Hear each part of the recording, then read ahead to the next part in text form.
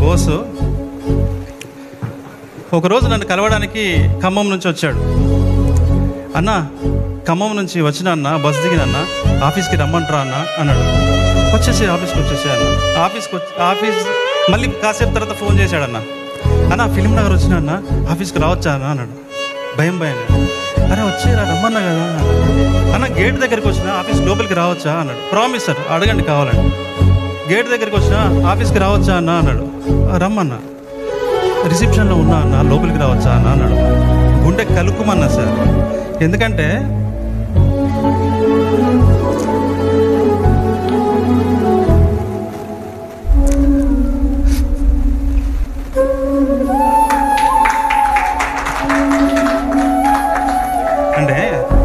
Same నాలాగే అనిపించాడు sir.